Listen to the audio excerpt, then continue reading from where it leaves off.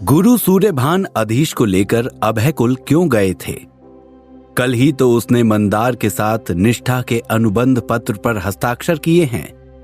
यह उसकी किसी तरह की परीक्षा थी या कोई और बात है, ये तो भीतर जाकर ही पता चलेगा।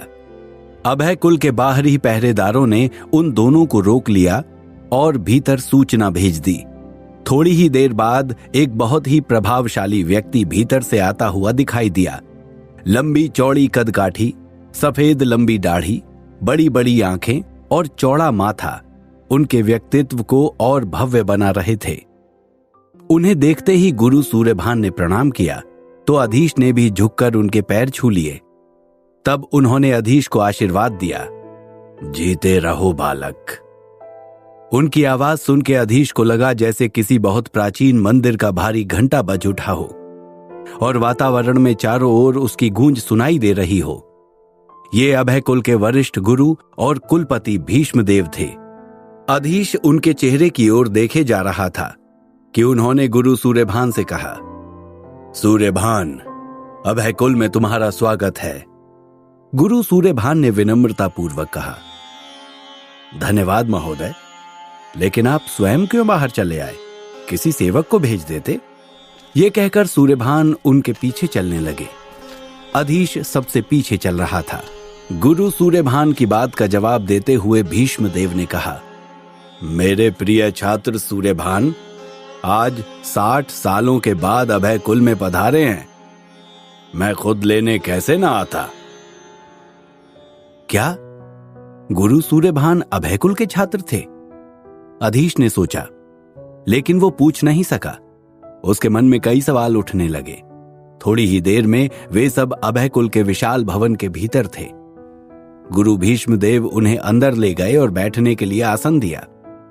इसके बाद उन्होंने सूर्यभान से पूछा, कहो सूर्यभान, कैसे आना हुआ? गुरु सूर्यभान ने गला साफ करते हुए कहा, पहले आप इनसे मिलिए। यह है मांत्रिक अधीश, मेरे सबसे योग्य छात्र। भीष्मदेव ने ध्यान से अधीश को देखा और बोले, अच्छा, तो यही है मांत्रिक अधीश, जिनके चर्चे आजकल हर गुरुकुल और मंत्र विद्यालय में चल रहे हैं। अधीश चकित होकर उनकी बात सुन रहा था। गुरु सूर्यभान ने कहा, हाँ भीष्मदेव जी, यही हैं मांत्रिक अधीश, जिसने प्रथम श्रेणी के 6 मंत्रों को स्थिर किया है। भीष्मदेव ने गुरु सूर्यभान और अधीश को बधाई दी। फिर सूर्यभान ने कहा, बात यह है भीष्मदेव जी कि मैं आपसे एक सहायता मांगने आया था। भीष्मदेव ने आंखें सिकोड़कर पूछा, कैसी सहायता सूर्यभान? गुरु सूर्यभान ने एक बार अधीश की ओर देखा और भीष्मदेव की आंखों में झांकते हुए कहा, मैं आपसे अभयकुल का गौरव और प्रमुख मंत्र स्पंदन लेने आया हूं। मैं चाहता हूं कि आप अधीश को स्पंदन मंत्र प्रदान करें। स्पंदन का नाम सुनते ही भीष्मदेव के चेहरे के भाव बदल गए। अधीश भी आश्चर्य में पड़ गया। ये क्या कर रहे हैं गुरु सूर्यभान? स्पंदन मंत्र? एक और अंधेरी सिद्धि?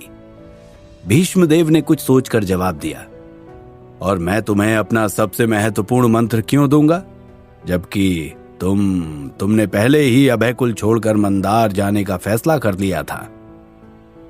गुरु सूर्यभान बोले, मंदार ने मुझे सब दिया जो मैं चाहता था, लेकिन मेरे प्रिय गुरु हमेशा अभयकुल में ही रहे। यदि आप मेरे छात्र को स्पंदन मंत्र देंगे तो बदले में अभयकुल को अपना अंधकार नेत्र विकसित करने का मंत्र दूंगा। यह एक बहुत बड़ा सौदा था। अंधकार नेत्र का नाम सुनते ही भीष्मदेव की आंखों में चमक आ गई। अधीश को तो कुछ समझ में ही नहीं आ रहा था। क्या सच में गुरु सूर्यभान अपनी सबसे बड़ी शक्ति किसी और को दान कर सकते हैं? भीष्मदेव बोले, यह मैं अकेला तय नहीं कर सकता कि मैं तुम्हारे छात्र को स्पंदन मंत्र दे सकता हूं या नहीं। तुम जानते हो सूर्यभान की अभयकुल का हर मंत्र इस संस्था की संपत्ति की तरह है, और इसे किसी को भी देने से पहले मुझे अभयकुल के प्रमुख सदस्यों से पूछना होगा। सूर्यभान ने कहा, आप बिल्कुल वही करें जो यहां की परंपरा है। मैं प्रतीक्षा करने के लिए तैयार हूं। गुरु सूर्यभान वहां से उठकर चले गए। उनके जाते ही अधीश ने कहा, गुरुजी, आप मुझे यहां मेरे लिए एक नया मंत्र लेने आए हैं? लेकिन क्यों? क्या मैं ये मंदार में नहीं सीख सकता? गुरु सूर्यभान रहस्यमय ढंग से मुस्कुराए और बोले, बात यह है अधीश कि स्पंदन मंत्र कोई साधारण मंत्र नहीं है। इसे तुम किसी संयुक्त यंत्र या सिद्धि यंत्र की तरह समझ सकते हो, जो तुम्हारे मंत्रों को और अधिक मजबूत और शक्तिशाली बनाते हैं। इसी तरह स्पंदन एक ऐसा मंत्र है जो अंधेरी शक्तियों को और अधिक मजबूत बनाता है। जैसे तुम्हारे पास विषैली बर्फ है, स्पंदन के साथ उसका प्रभाव कई गुना बढ़ जाएगा। और मैं तुम्हें यहां लेकर आया हूं क्योंकि अपनी तरह का दुनिया में एक ही मंत्र है। अधीश ने पूछा, क्या मंदार में ऐसा कोई मंत्र नहीं है? सूर्यभान बोले, मैं तुम्हारी परेशानी अच्छी तरह समझ रहा हूं। तुम ये सोच रहे हो ना कि कल ही तुमने एक अनुबंध मंदार में किया है और अब यहां अभय कुल से मंत्र लेना उसके खिलाफ तो नहीं होगा, यही ना? अधीश ने हां में सर हिला दिया। सूर्यभान फिर बोले, निष्ठा का अर्थ ये नहीं कि तुम अपने लिए कुछ भी करना छोड़ दोगे और फिर ज्ञान तो जहां से मिले ग्रहण कर लेना चाहिए। अब बाहर से अभी तुम कोई मंत्र सीख रहे हो तो उसमें मंदार को धोखा देने जैसी तो कोई बात नहीं है ना? अभय कुल से मंत्र सीख लेना मंदार के विरुद्ध जाना नहीं है। ये तब होगा यदि तुम इस मंत्र का या किसी और मंत्र का प्रयोग कर मंदार को नुकसान पहुंचाओ। तभी किसी की आवाज गूंजी, ठीक उसी तरह जिस तरह विक्रम ने किया था। मैंने सुना है तुम्हारे पास भी विक्रम की तरह अनेक तत्वों के मंत्र है मांत्रिक अधीश। सूर्यभान और अधीश ने पलट कर देखा। ये मांत्रिक उदय भानु थे। गुरु सूर्यभान उनके आने पर खड़े हो गए। अधीश भी उनको देखकर अपनी जगह से उठ गया। अधीश ने भी उन्हें प्रणाम किया। उनके साथ एक और व्यक्ति भी थे। वे दोनों दिखने में बहुत प्रभावशाली लग रहे थे और वास्तव में थे भी। वे दोनों अभय कुल के सबसे उच्च श्रेणी के अधिकारी थे। लेकिन अधीश को उदय भानु की बात बिल्कुल अच्छी नहीं लगी थी और उसका चेहरा देखकर ही गुरु सूर्यभान ये बात समझ गए थे। उन्होंने उदय भानु से कहा, उदय भानु जी, विक्रम का किस्सा खत्म हो चुका है। बेहतर होगा कि ये बात यहां न छेड़ी जाए। यदि मंत्र सिद्धि के आधार पर तुलना करने बैठेंगे तो सैकड़ों आपकी और मेरी तरह भी निकल आएंगे। उदय भानु ने हंसते हुए कहा, नहीं नहीं सूर्यभान जी, आपके जैसा और कोई नहीं हो सकता। सूर्य एक ही होता है। अधीश समझ गया कि इनमें से कोई भी गुरु सूर्यभान से दुश्मनी मोल लेने का जोखिम नहीं उठा सकता। उदय भानु ने सूर्यभान की प्रशंसा करके उन्हें खुश करने की कोशिश की थी, लेकिन सूर्यभान ने उनकी ओर देखा तक नहीं। सीधे भीष्मदेव से बोले, क्या निश्चय किया है फिर आपने? भीष्मदेव ने कहा, हमें तुम्हारी बात मंजूर है, लेकिन हमारी कुछ शर्तें हैं। बताइए, क्या शर्तें हैं आपकी? सूर्यभान ने पूछा।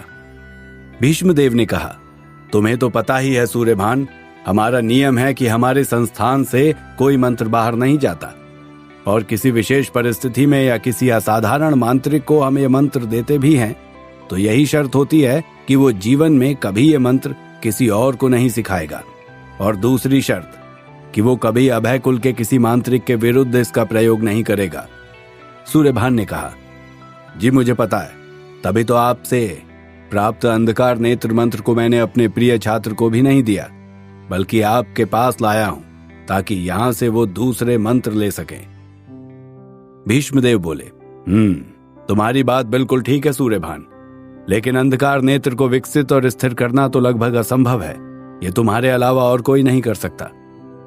इसके बाद उन्होंने अधीश की ओर देखा और बोले, कहो मांत्रिक अधीश, क्या तुम्हें ये दोनों शर्तें मंजूर हैं? अधीश ने कहा, जी महोदय, मुझे ये दोनों शर्तें मंजूर हैं। सूर्यभान ने कहा, बहुत अच्छा, अब बताइए भीष्मदेव, आगे क्या करना है? भीष्मदेव ने कहा, आप कुछ दिन हमारे साथ रहिए, अंधकार नेत्र के मंत्र हमें दीजिए और हम अधीश को स्पंदन दे देंगे। लेकिन क्या आपका ये प्रिय शिष्य ब्रह्म निर्वात की परीक्षा में सफल हो सकेगा? सूर्यभान ने कहा, बिल्कुल, मुझे अधीश पर पूरा भरोसा है। जो मांत्रिक एक साथ 6 तत्वों को काबू कर सकता है, उसकी मानसिक क्षमता का अंदाजा आप लगा सकते हैं। और फिर मैं हूं उसका गुरु, मैं उसे सिखाऊंगा निर्वात से लड़कर बाहर आना। भीष्मदेव ने कहा, ठीक है, फिर मैं अभी अधीश को मंत्र भवन ले जाकर स्पंदन से परिचय करा देता हूं। भीष्मदेव अधीश को लेकर मंत्र भवन पहुंचे। ये भवन भी अभय कुल की अन्य इमारतों की तरह बहुत विशाल और भव्य था। मंत्र भवन के भीतर अनेक पुस्तकें और कागजों के पुलिंदे क्रम से रखे हुए थे। ये भवन एक प्रकार से मंत्र पुस्तकों का पुस्तकालय ही था। अधीश ने देखा मंत्रों के साथ ही उनकी आकृतियों के नमूने भी रखे हुए थे, ताकि मंत्रों को उन्हें याद करने में परेशानी ना हो। गुरु भीष्म देव उसे लेकर पुस्तकालय की 7वीं मंजिल पर पहुंचे। अधीश ये देखकर हैरान था कि अपनी उम्र के हिसाब से वे अब भी काफी स्वस्थ और फुर्तीले थे। किसी युवक की ही तरह आसानी से 7 मंजिल की सीढ़ियां एक ही सांस में चढ़ते चले जा रहे थे। अधीश उनसे बहुत प्रभावित था, लेकिन वो भीष्मदेव से कुछ भी कहने में थोड़ा झिझकता था। 7वीं मंजिल पर पहुंचने के बाद गुरु भीष्मदेव अधीश को एक ओर ले गए। वहां एक बहुत बड़ा दरवाजा बना हुआ था। उस दरवाजे के भीतर कदम रखते ही अधीश को लगा जैसे वो एक बिल्कुल ही अलग स्थान पर आ गया है। उस कमरे में घुप अंधेरा था, लेकिन हवा में कुछ अलग ही था। तभी अधीश का ध्यान कमरे के बीचों बीच रखी एक मेज पर गया। उसके ऊपर कांच के एक बहुत बड़े बर्तन में नीला प्रकाश फैला हुआ उसे दिखाई दिया। अधीश ने पास जाकर देखा तो उस बर्तन के भीतर एक नीलम जैसा पत्थर रखा हुआ था, लेकिन वो पत्थर धीरे धीरे इंसान के दिल की तरह धड़क रहा था। ऐसा लग रहा था जैसे किसी ने इंसान के हृदय को ही नीलम पत्थर का बनाकर वहां रख दिया हो। उस पत्थर से छन छन कर उत्पन्न होने वाली नीली रोशनी बहुत ही सुंदर और आकर्षक थी। अधीश ने उस नीलम से भी सुंदर और मूल्यवान दूसरी वस्तु देखी थी, लेकिन पता नहीं उस पत्थर में क्या आकर्षण था कि वो अपनी नजरें उस पर से नहीं हटा पा रहा था। तभी गुरु भीष्मदेव की आवाज गूंजी, क्या हुआ अधीश, तुम भी इस नीली रोशनी के आकर्षण जाल में फंस गए? उनकी आवाज सुनते ही अधीश ने झटके से अपनी नजर उस नीलम पर से हटा ली और पलटकर भीष्मदेव की ओर देखते हुए बोला, वास्तव में ये बहुत ही आकर्षक है। लगता है जैसे इसमें किसी तरह की वशीकरण शक्ति है। यदि व्यक्ति कुछ देर तक इसे देखता रहे तो फिर इस पर से नजरें हटाना असंभव हो जाएगा। भीष्मदेव हंसते हुए बोले, हाँ, सामान्य इंसान के साथ तो बिल्कुल यही होगा, लेकिन एक मांत्रिक की मानसिक क्षमता साधारण व्यक्ति की तुलना में बहुत अधिक होती है। ध्यान से देखो अधीश, यही है स्पंदन। अधीश चौंक पड़ा, लेकिन महाशय, मुझे लगा था कि स्पंदन कोई मंत्र होगा। भीष्मदेव बीच में ही बोल पड़े, और कागजों के गट्ठर की तरह तुम्हें प्राप्त होगा, है ना? अधीश ने झिझकते हुए हां कह दिया। भीष्मदेव बोले, यह कोई साधारण मंत्र नहीं है अधीश, जो तुम्हें कागजों पर लिखा हुआ मिलेगा। यह एक जीवित मंत्र है और इसीलिए इसका नाम स्पंदन रखा गया है। स्पंदन का अर्थ है हृदय की धड़कन। अधीश ने एक बार फिर स्पंदन की ओर देखा। वास्तव में वो एक जीवित मंत्र था। उसने कहा, और इसका आकर्षण?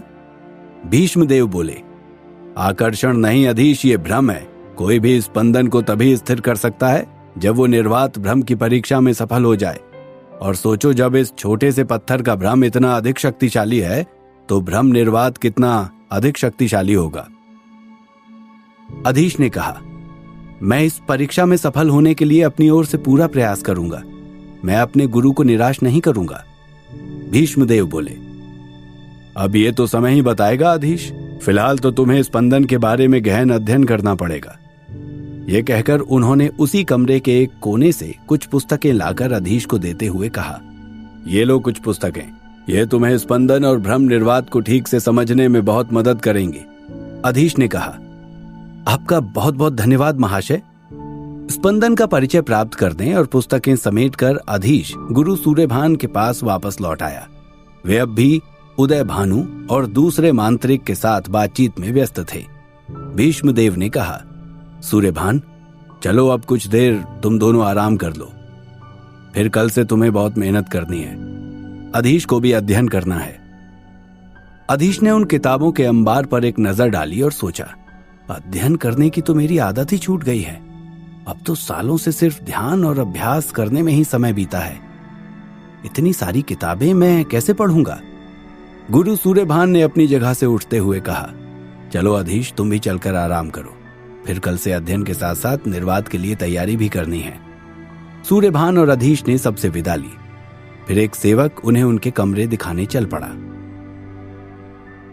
अधीश, जो अब तक शांत था, एकांत होते ही उसके मन में चल रहे सवाल बाहर आने के लिए कुल बुलाने लगे। क्या था स्पंदन का रहस्य? क्या अधीश ब्रह्म निर्वात की परीक्षा में सफल होगा? जानने के लिए सुनते रहिए द मैजिशियंस सीक्रेट, सिर्फ और सिर्फ पॉकेट एफएम पर।